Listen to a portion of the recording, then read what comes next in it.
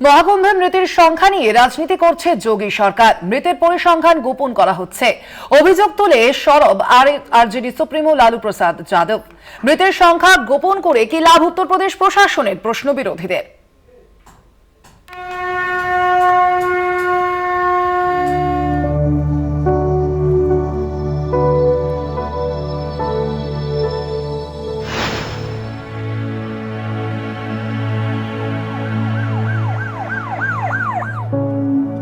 অমৃত কুম্ভের সন্ধানে গিয়ে মৃত্যুর সঙ্গে সাক্ষাৎ। পদপিষ্ট হয়ে মৃত্যু বহু পুণ্যার্থীর, আহত অনেকেই। সেই দুর্ঘটনাকে কেন্দ্র করে বিতর্ক তুঙ্গে। পরিস্থিতি নিয়ন্ত্রণে প্রথমে তৎপরতা দেখা গেলেও এত মানুষের মৃত্যু নিয়ে কেন নিশ্চুপ যোগী সরকার? কেনই বা মুখে কুলুপ মোদির? প্রশ্ন তুলছে বিরোধীরা। এমনকি দুর্ঘটনায় মৃতের সংখ্যা নিয়েও প্রশ্ন রয়েছে বিরোধীদের।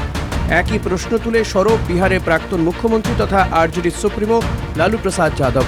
তাঁর অভিযোগ, উত্তরপ্রদেশের যোগী সরকার মৃতের সংখ্যা ধামাচাপা দেওয়ার চেষ্টা করছে। এ বিষয়ে ফেসবুক পোস্টে তিনি লেখেন, কুম্ভে পদদলিত হয়ে বহু হতাহতের ঘটনা ঘটেছে। মৃত্যুর পরিসংখ্যান গোপন করছে উত্তরপ্রদেশ সরকার। বিপুল সংখ্যক ভক্ত মারা গিয়েছে। এই ধরনের কর্মকর্তা ও শাসকদের অন্তত ঈশ্বরকে ভয় করা উচিত। এর আগে তেজস্বী যাদবও মৃতদের পরিবারকে ক্ষতিপূরণ দেওয়া এবং মৃতদেহ বিহারে ফেরানোর জন্য উত্তরপ্রদেশ সরকারের কাছে সঠিক মৃতের সংখ্যা জানতে চেয়েছিলেন। সেই একই দাবি লালু প্রসাদেরও। এদিকে সরকারি পরিসংখ্যান যে মিথ্যে, সেই দাবি শোনা গিয়েছে সাধারণ মানুষের মুখেও। পদপিষ্ট হয়ে আদৌ কত পুণ্যার্থীর মৃত্যু হয়েছে? বিভিন্ন রাজ্য থেকে আসা রিপোর্ট বলছে অন্ততপক্ষে 50-এর কাছাকাছি পুণ্যার্থীর মৃত্যু হয়েছে। তাদের মধ্যে বিহারেই মারা গিয়েছেন 7 জন। তাহলে মৃতদেহের সংখ্যা লুকিয়ে কি লাভ যোগী সরকারের? প্রশ্ন তুলছে সব মহল। কলকাতা টিভি।